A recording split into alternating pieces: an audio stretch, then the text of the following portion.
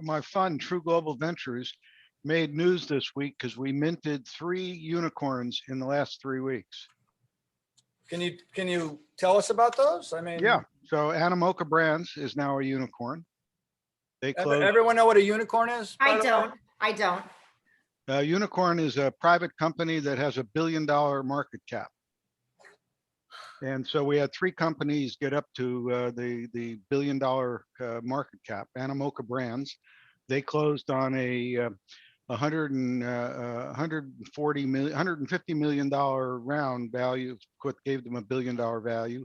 Sandbox, which is sort of parallel with Animoca, closed on a round, and they're the ones that sell the virtual real estate that Animoca builds the games in, and they got $1 billion valuation simultaneously. And then Forge Global, which we just closed on a round at 150 million. And they're getting close to the $1 billion, but there's another round coming.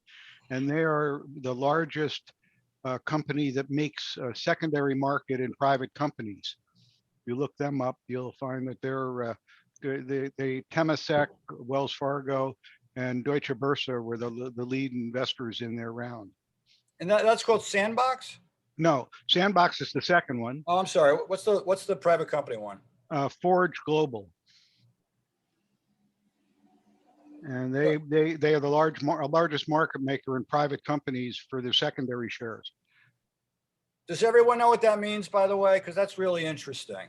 Mm-mm.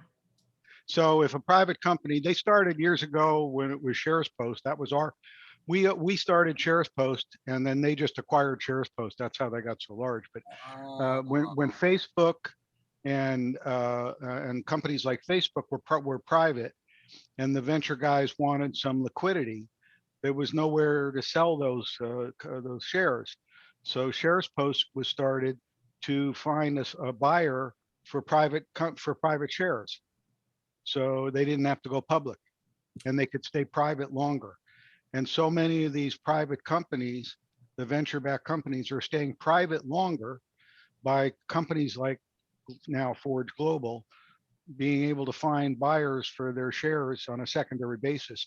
Forge Global and Shares Post combined as a company have now done close to $9 billion in secondary transactions over the last 10 years by making markets in these companies private shares, whether it was Airbnb or Zoom or Facebook or Dropbox or Spotify or all those companies.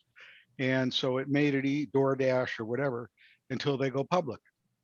And it makes for the employees of the company or the venture guys or whoever to find a secondary market to sell their shares before there's a public market. So does everybody get that? Because that's really pretty interesting. So in other words, you're a young kid, you're working at Facebook 20 years ago, right? And you don't have any money, but you have private shares in the stock that are not liquid, but you own these things. They're vested, you own them. And you could call Shares Post or now Forge Global and say, okay, I have 1,000 shares. Is there a market in them? And unlike the New York Stock Exchange, where there's a liquid, penny market, when this all started, people would try to cobble together buyers and sellers of what was illiquid, but all of a sudden over the next 5 years is now incredibly liquid. So really interesting part of the market, and in a world on Wall Street where everything changes, commissions get lower, everything gets squeezed. This is an area, really good moneymaker for companies like this, and also does a good service because it connects people that need liquidity with people who want to be investors in companies that are not public yet. So really interesting. Well, the other thing that came out of that is because we've done $9 billion in transactions, we now have a database and we've done research on these private companies. So we have a research arm. So if you're going to want to sell your shares as a buyer, you can have research to get a flavor of what the valuation should be because there's no public market. So we're able to help set the price a little bit through our database. So just in line with that, so something happened yesterday. Squarespace went public yesterday. Squarespace, the ticker is SQSP, I think. Okay, so this is an interesting situation. So Squarespace does online reservations. It's a subscription service. And instead of doing a traditional IPO, they did what's called a direct listing. Yep. Where the selling shareholders basically determined, there was not an investment banker determining the price. The selling shareholders and investors sort of figured that out. Anyway, here's the point. In March, Squarespace shares traded in the private market at $68.24 a share. Yesterday, when they priced, the reference price was 50, and the first trade was 43.5. And this is all that means. It means is that typically when you buy private shares, the public market's a lot higher. But when the market changes, and in the last week, this market has changed. The market's really changed a lot in terms of valuation.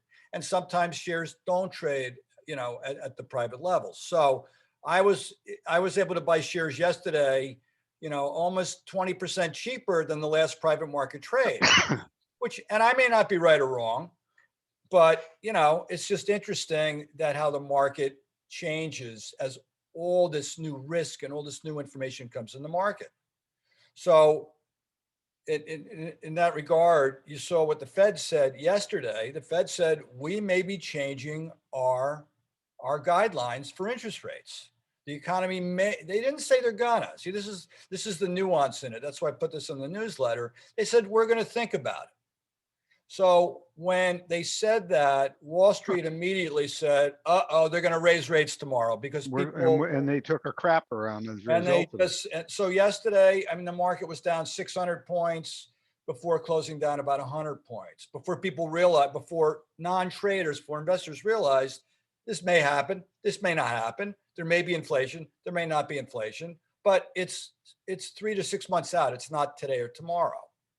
So what I always say is keep the Fed and what they say. So when the headline comes out on CNBC or on your phone, oh my God, this is awful. They're, easy money's gone, risk off, all this other stuff. So for a nanosecond, which maybe half a day, there was like this loose panic. You couple that with the crypto situation from the last couple of days, and then you're like, oh my God, is the short-term nature of the world changing?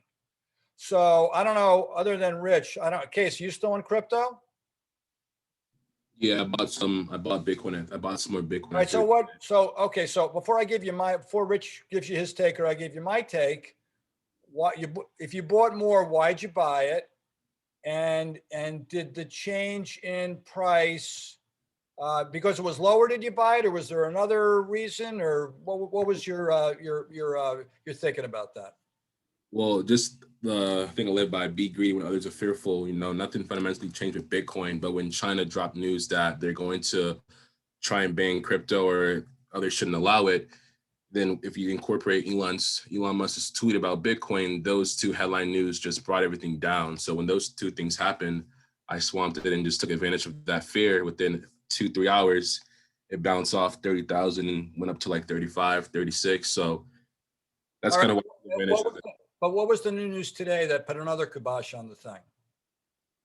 What did Biden come out and say today? Oh yeah, so pretty much the whole crypto space is just too over leveraged. So they're gonna try and be more. They're trying to be more hands-on with trying to find a way to regulate or tax crypto space. So, okay, exactly. So everyone gets that. So you got China who's going to say they're going to regulate crypto. Now you got Biden saying the IRS is going to take a more extensive stance at what taxes on crypto. And what was the last thing that came out today? And the third thing, I don't know if anyone caught this, that's the most concerning thing to me. Third thing. Was it, besides the liquidation of, I think people were so over leveraged. None of that. Jerry Powell said something today that stopped me in my shoes today. I don't know. He said that the U.S. In the summer is going to start pursuing a digital currency, or thinking about it. So, look, I'm not no one knows what the future is going to hold for all this stuff. But the scary thing for me as an investor is always risk. And when I see China doing what they're doing, and now the U.S. and China's working on their own digital currency. There's a couple cities in China that they're experimenting with that there's no currency anymore. It's just digital, and there's no paper yuan anymore. I forget the names of the cities. So now you got Powell going, all right, we're going to start thinking about this. So me sitting here in my, able to think all day without too much else, I'm going, well, wait a second. So you're telling me the Chinese going to have a crypto, not a crypto, China's going to have their own digital currency. The US is going to have their own digital currency. What the heck do we need all these cryptos for? That was my thought. Well, do you remember a couple of weeks ago when I was explaining, when crypto might be a valid transaction business, when it was used in commerce, right? Absolutely. Well, and so if the United States or somebody creates a cryptocurrency that suddenly gets used in commerce, well, then whether it's the U.S. or wherever, if you start getting competing cryptos at that point, you're right back in the same bait you're in now. Yeah. I guess from my, just looking at it from the outside, I'm going, okay, there's lots of information. There's lots of headlines. You've got, look, in my building, all the doormen talk about is Dogecoin and Ethereum. Yeah. They're staring at their phones. Their productivity is zero, and they're just thinking about this stuff, which is great. But I always ask them the question, well, why are you an investor here? Or are you an investor or a speculator?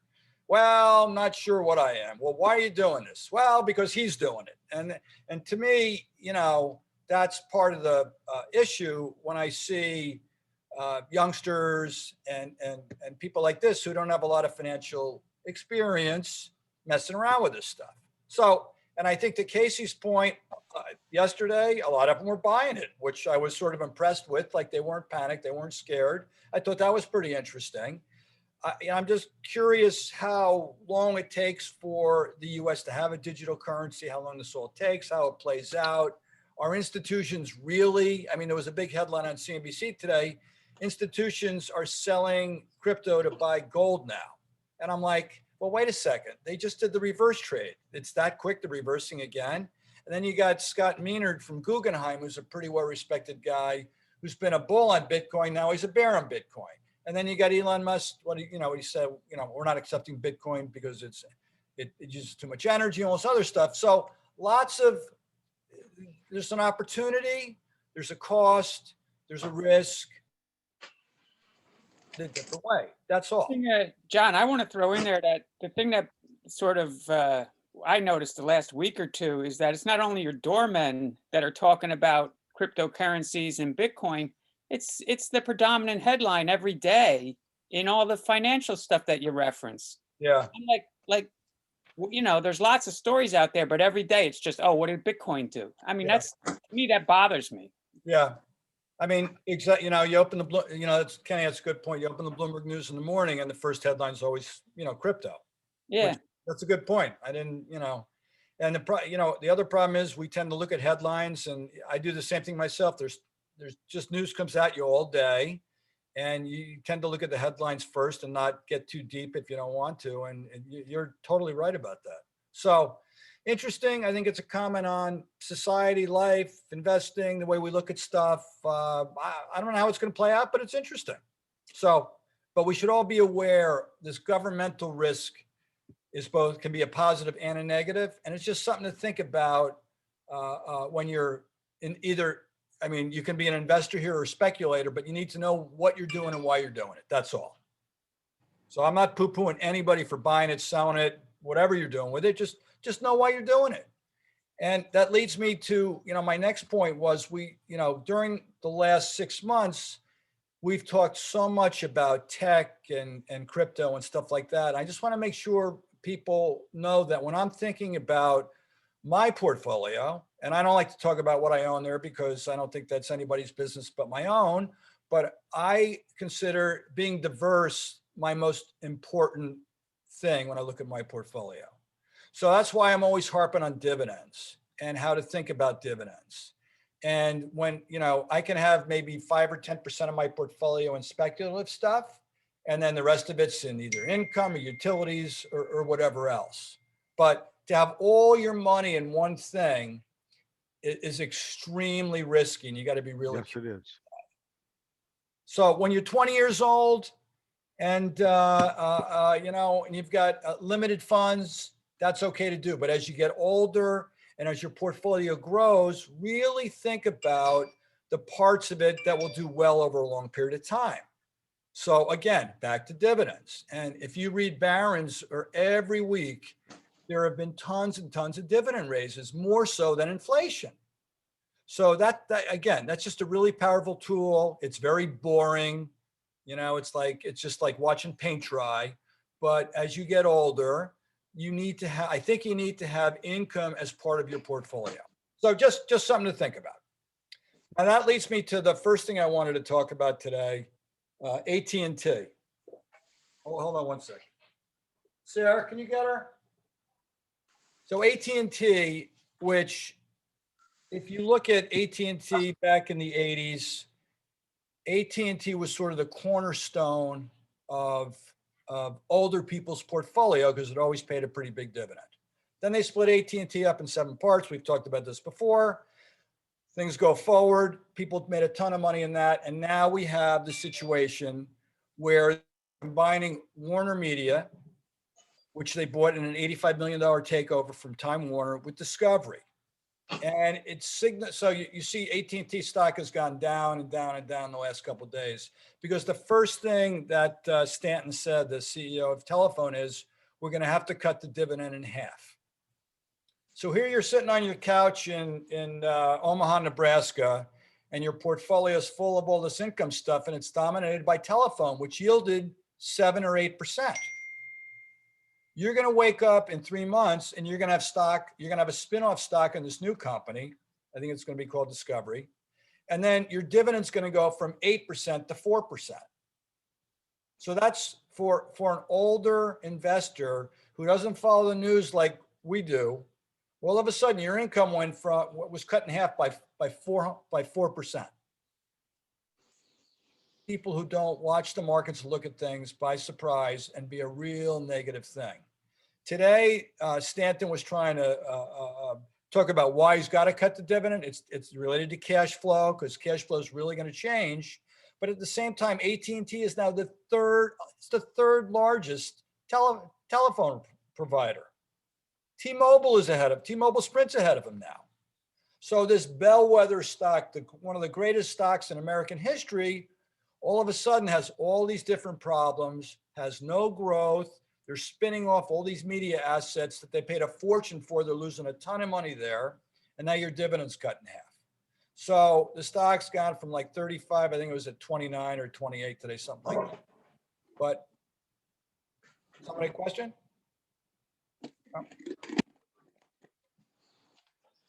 Something goes wrong. When something goes like that, as an income investor, you got to make a pretty quick decision. Do I want to sit in this and see if they can figure it out? Or I've seen them do so many things over the last 50 years that maybe it's time to move on to another position. So I think that's going to be a headline in the news for a long period of time and have a lot of trouble making a comeback. So if you're long Telephone, I just would take a look at all the new, and I'm not telling you to buy it, sell it, or do whatever, but if you're long it, I would really take a look at the news to see what's about to happen. And, you know, maybe there's a better place for your capital and maybe there's not. But I would think about that ahead of time because when the split happens, the phone's going to go down. You're going to own these shares in the new company. And then 3 months from now, they're going to cut the dividend the next time around. So I don't view any of that as positive. I mean, AT&T, along the way, they bought DirecTV, total mistake. They bought Time Warner, total mistake. There were so many acquisitions along the way they could have done that would have made more sense. They could have bought Zoom. They could have bought Ring Central. They could have bought more modern companies than they did. What's that case? No, I'm saying I joined AT&T maybe about a month and a half ago. So it looks like maybe it's time to Well, you leave. joined it as a consumer though. Yeah, consumer, yeah. Yeah, that's different though. But as an investor, it's just, are there, I mean, are there better income stocks for your money? Are there stocks, you know, like I told you, there's 11 stocks that have paid dividends for more than 100 years. And then there's stocks that are raising their dividend 5 or 10% every year. I put them in the newsletter every week, but I'm not mentioning all of them. There are tons of stocks that do this. You know, you can look at Johnson and Johnson. You look at Stryker, Medtronic, all the railroad companies, even the banks. If rates go up, all the banks are going to raise their dividends. So there's plenty of different opportunities. Or instead of buying a single stock, you can just buy a dividend fund, a mutual fund that invests in dividends, or an ETF. And there's tons of those. So it's just something to think about when something, you know, the market's been great for a long time. You know, since 1980, basically, we've been in this bull bond market. The stock market's done great, literally great, except for a few hiccups here and there. Now, all of a sudden, you're going to have one of the bellwethers have this hiccup, and I think you just got to sort of rethink if you want to own this thing or not, or something else. That's all. The second thing on cement. So I guess I'm a little shocked that the infrastructure bill is not passed yet. I mean, I thought this would be an apolitical issue where everybody would be on board with this. And it's amazing that, you know, there's so much political risk here that this deal can't get done. I'm not sure capital gains get raised. I'm not sure corporate taxes. I'm not sure how much capital gains get raised or corporate taxes get raised, but I'm pretty sure this thing will happen eventually. So if you look at what I wrote today, $400 billion for concrete bridges, $800 billion for concrete roads, $300 billion for steel bridges, and $1.6 trillion for asphalt roads. So I said to myself, well, why don't I look at all the cement companies around the world? There's about 5 of them, and see which one has the best critical mass. And if this really happens, they're going to be a big beneficiary of this process. So there are 6 of them. I think I wrote a couple down in there, but kind of worth looking at. Some of these infrastructure ETFs, I mentioned one of those in there, worth looking at. And then companies that rebuild, like Maztec, really interesting company, worth taking a look. Ticker's MTZ. The only problem is the stock was at 3 5 years ago. Now it's at 103. So the opportunity cost, maybe it's already passed us by, but something to put on your radar for another little piece of the portfolio puzzle. I think infrastructure is an interesting place to be. And then you saw my notes on electricity. I don't have to belabor that. I think when you're talking about electric cars, somebody today about the Tesla Cybertruck and some other trucks, and they were telling me, has anyone looked at the Ford 150 electric yet? Yeah, I saw some of the specs. I've read about it. Oh my God. So this thing, first of all, it's expensive. So they say it's 42,000, but once it's fully loaded, it's 90,000. But it's pretty cool. And when it's fully charged, it can run your house for 3 days. That's how much power this thing has.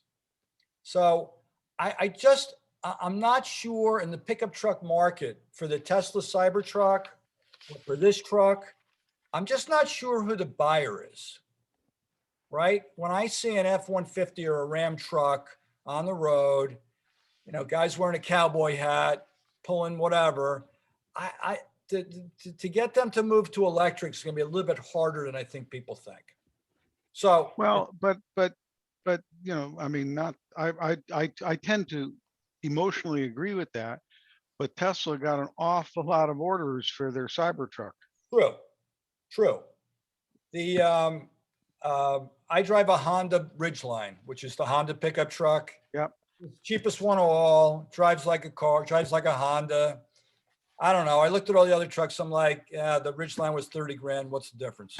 But that was me. It's just like throw the kayaks in the back and I don't really care what happens to it. Different than driving the Tesla Cybertruck up to fancy restaurant in New York and, showing it off, I guess. Don't know. But I do sort of agree with you. But that's what they thought about Tesla when they first came out with the Model Yeah. S. And, here we are. So absolutely. I don't know. I don't know if I'm right or wrong. I think the other thing though, is there's so many competitors coming to market real quick. And, Audi, folks, everyone's got these EVs now, and I'm not sure how many can do pickup trucks, but the market's definitely getting more competitive. So Tesla's got a great advantage. We'll see what happens. We'll see. We're going to have to wait and see what happens over the next 2, 5, 10, 20 years. Now, Rich, does Elon, so my thoughts on Elon, does he really want to run Tesla anymore? Or does he want to go do something else? My guess is he hasn't given up on running Tesla. That's my belief. So, and I agree with you. I just hope he's got a deep enough bench when he finds something else he wants to do to hand the reins off to the right party that can, just run the company seamlessly, I guess. I assume he does have that. I would think. Yeah, he's building succession plan, but I don't think it's done. Yeah. Okay. All right. That's cool. Anybody on Tesla? Anybody, Case, you buying more Tesla? What are you doing? Yeah, I bought more, but yeah, I kind of took a break with just buying now. I'm just trying to build up my cash reserves now. Now that I've bought some Tesla and some Bitcoin, so now I'm just kind of laying it back and just trying to build back cash reserves. Mm-hmm. I do think we can still see more volatility downside. So yeah. Mm-hmm. Okay. All right. Any other students on buying anything they want to talk about? Okay. I was telling Kenny, what's that one? ENPH? You want to tell us about it? I don't know it. Catherine, take off your mic. Catherine's a student. That's fine. Good. Can you give Sorry, this is Catherine. Sorry, I'm not good at using Zoom. It's Enfys. I don't know if anybody heard about this company. It's a solar energy company, and it's making inverter for the industrial and for the residential properties. So I cannot remember if it's a supplier for Tesla or not. Probably it's another company, Solar Age. It's the supplier for Tesla, but Enfys, it's stealing market share from Solar Edge, I think. So definitely it's an energy play, the solar energy play, and it has a very strong competitive advantage because the inverter it's very high tech. Actually, well, you can say it's a high tech company in the solar industry. I hope I can explain it well. So it's been around for a while, and it just has a very strong moat. So yeah, and recently because it has been running for a long time, so it has such a big momentum that when all the high flyer growth stocks got knocked down, it got knocked down as well. So now the price was below 200 single moving average, and now it's picking up. So I think it's a great opportunity to buy this very good company. So it closed today at 141.82. Okay. But it's had this range for the year between 37 and 229. So what's I'm just looking. Oh, you mean why it got down so much? Look, I could point to you 20 growth stocks I'm long the same thing happened to. I'm not questioning that. But is it based on earnings? Is it based on market share? Because it's because of the chip shortage. So it got knocked down, but his fundamental is totally okay. So yeah, I see they mentioned the chip shortage here. Okay, so once the chips are back, you think this company picks itself up again? I believe so. I hope so. You have some skin in the game here, so to speak. Yes. You bought some. Great. Yes. I love that. That's great. So any I ask 2 questions. I just have 2 questions, John. What's the market cap and where are they based? market cap's a little less than 20 billion. First I've ever heard of them. So Catherine, where are they out of? Oh, geez. Is it a US company? Yes. I look at so many companies, so I cannot remember where they are based, but California Yeah, or?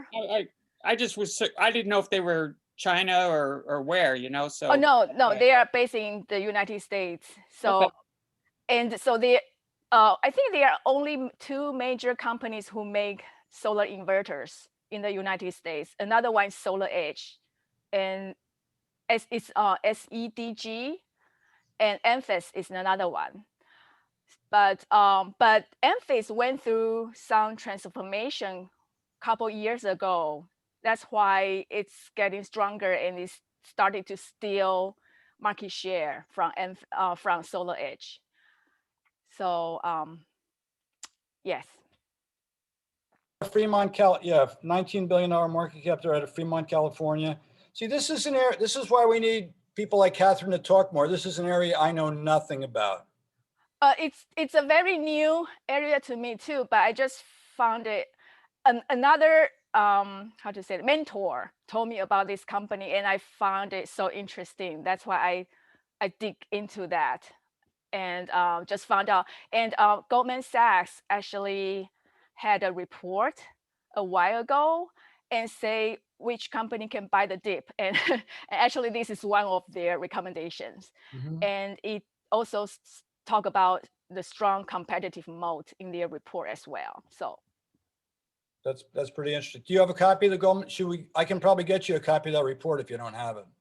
I do, but I can give you one to see if we have the same one. Yeah, give us one more pick while we got you. One more pick? You Yeah. mean another stock? Yeah. Okay. Let me see. This is what this is supposed to be. I want to hear from you. You don't need to hear from me. You know how I'm thinking. Well, I like to hear from everybody. This is really, I've never heard of this company. This is so interesting. Keep going. Okay. Let me see. And what year are you at FDU, by the way? Pardon me? Are you still a student? Well, I am a student in investing for sure, but I'm not a student in school anymore. So okay. I like that. Mostly I invest in growth stocks because I really like their potential in the future.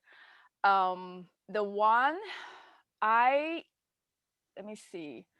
Well, what's your biggest position? Let's ask that if we can ask you. You don't have to tell us, but it's boring. It's Microsoft.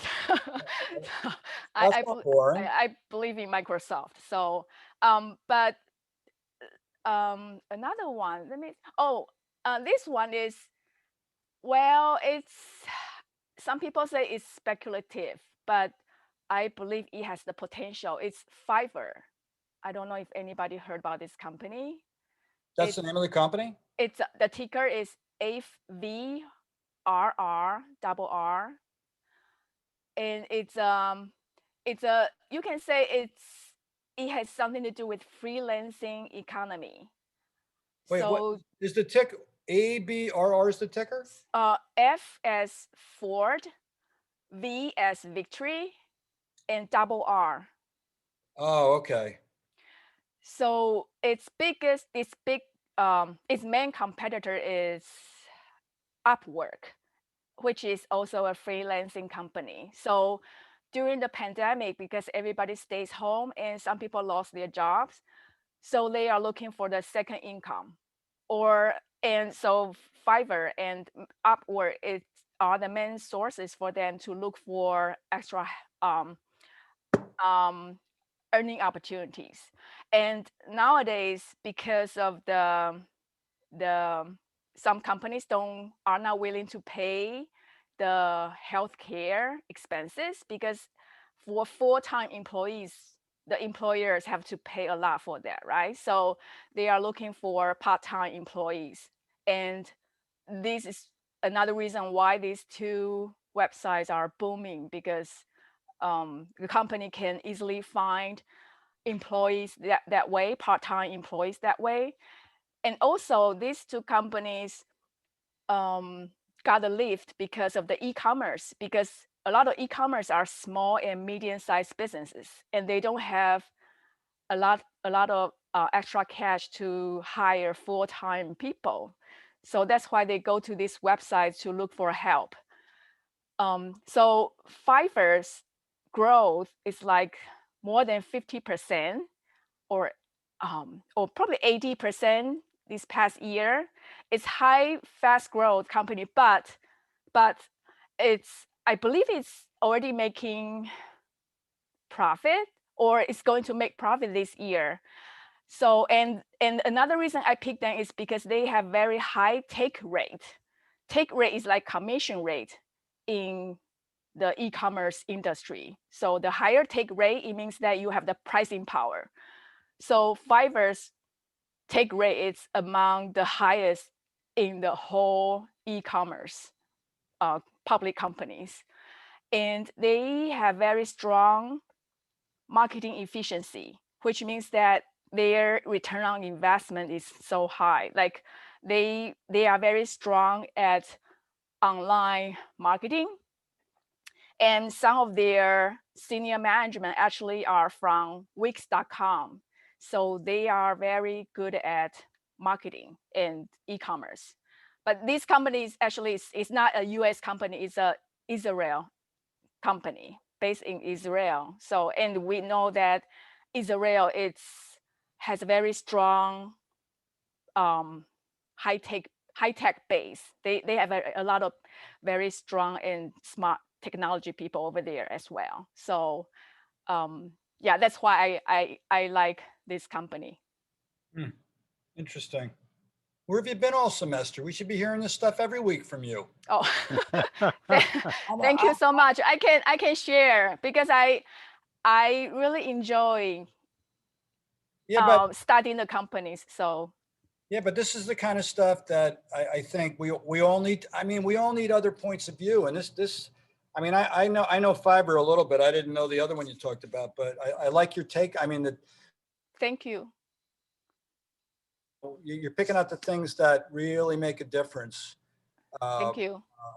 When I'm thinking about all this stuff, really, really interesting.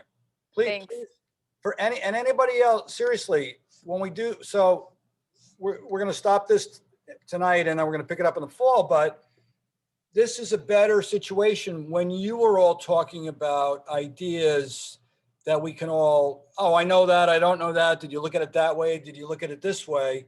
Because at the end of the day, it's all common sense.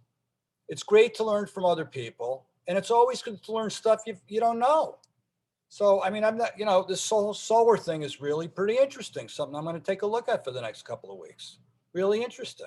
And then when Casey says, you know what, I'm still buying all this stuff, you know, that to me is a data point when I look at what I'm doing. And so the more we all talk to each other, I think the better we're going to be. So, Catherine, thank you. That was good. I like that. Anything else, or you done with us? Or you had enough of us? Sorry. You want to do another one, or you're done? I can keep talking if you want me to. Go ahead. God bless you. Give us one more. Growth stock or value stock? Give us a value stock. Value stock. Okay. Oh yes. Mohawk. Carpets. Mohawk. MHK. Carpet company, right? Yes. Because we know the housing market is crazy now. And actually the other day I was discussing with I call them stock pals, like my friends. what's the best one to get into to take the advantage of the booming housing market. And we talk about AZEK and AZEK? AZEK, yes, and another, oh, Trex. Both of them makes the outdoor, the decks, right? But the wood are just so expensive. The lumber is so expensive, and so people kind of, so it's good for ASIC and Trex because they make the simulated wood products, so they don't use the original or the real wood. But I was thinking maybe Mohawk is a good opportunity too, because they make the indoor flooring. Because I was thinking that, you know, because the housing is so expensive and some people probably just will give up making decks right now to wait a year or two. But the indoor flooring, they cannot wait. No matter what, you need the indoor flooring to be furnished, right? So Mohawk is a good choice. And the PE is so low right now, it's only 5. So you're talking about a value stock with a really, so the average PE in the S&P is 22, Mohawk's is 5. Right. So it's Like, still cheap. yeah. And but it's small cap or medium cap. I cannot remember. But yeah, and they have the, oh, and the wood is so expensive. So some people probably will give up the hardwood floors for carpeting, and Mohawk has carpet as well. So yeah, that's my thought process. So yes. So one thing about lumber for 1 second. Yeah, the market cap is 14.5 billion on that. Kind of a high dollar price stock. Doesn't trade a lot though. Pretty interesting. But one thing about lumber that you want to think about, that lumber futures, I was just reading this. Get my notes here. Over the last week, this is lumber now. Lumber futures 2 days ago were limit up and limit down in the same day, which is really odd. But prices have fallen on lumber every day since May 10th. And if you look at the market, although they're still up 37% for the year, prices for 2021, prices were down again today. So I think when we talk about inflation and the Fed and what's going to happen or not happen, the supply chain has been corrupted because of lack of employment and things like that closed bridge on the Mississippi River that you might have read about that I threw in my notes. But I think as the supply chain becomes online, companies that use chip, I think the chip shortage is going to be abated. And I think the lumber shortage is also going to be abated. So I just put a new deck in. I could not believe the price of lumber, but I went back to buy some more a couple of days ago, and the lumber was down about 20% on price, and I think it's going to keep coming down. So I think that's why the Fed is not going to raise rates just yet, and why you see the schizoid nature of the market, both up and down. So the housing market feels good. I think carpeting is good. I think when lumber prices come down a little bit, those companies in the home building industry will start to probably to perk up again. But we'll see. Okay. We'll see. Okay. We'll see. People are always going to use carpet, right? Yes. Always use carpet. I'll tell you another stock you may want to look at, a little bit different, is the ticker's WDFC. It's WD-40. They make one product. That's it. So anytime you buy a house, what do? You go buy a couple cans of WD-40. That's what you buy. And that stock's been a winner for years and years and years, keeps raising the dividend, growth of about 8 to 10% every year. Another one that you might want to put in that little bucket there. Okay. Thank you, John. Trex and ASICs, though. Trex has done so well over the years. ASICs, I think, went public last year, and it's just starting to perk itself up. So I think that's worth looking at also. Okay. ASICs is a really well-run company. So which one? Sorry. AZEK. Oh, okay. Really, it's more interesting to me than Trex. Ended yet, relatively new to the market, but in the same space. Okay. Yeah, another reason I look at Mohawk, because their stock price is just so stable. So but ASIC, I guess probably ASIC is a new IPO, so the price fluctuates a lot. Yeah. So yeah. WDFC. So who's that? Right. So, you know, in the fall, when we're going to start doing this for real, when you think about stocks, then you want it in your endowment, not to go away from the growth stocks for a minute, but, you know, the endowment wants stocks with, you know, pretty strong characteristics, strong growth, low PE, big market share. And to Catherine's point, the moat is so important in these companies. So when I look at a stock like WD-40, there is a moat about what they make. I mean, it's probably 50 people could make the same stuff. You know, it's like an oil-based, you know, spray that just makes, you know, your all the squeaks go away. But there's a moat because when you say, oh, you need some of this stuff, oh yeah, just go get some W.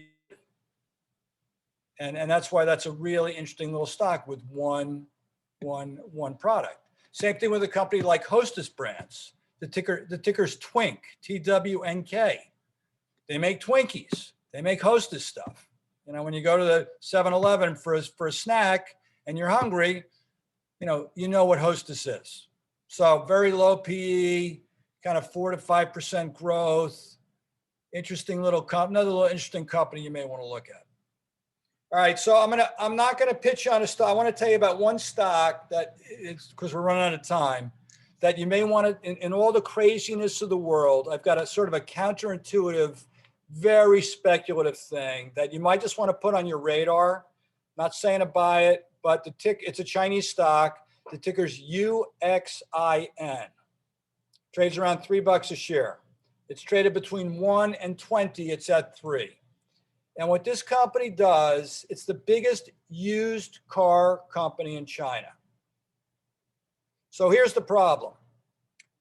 Chinese culture, you want new cars, you want fancy cars. You don't want these used cars.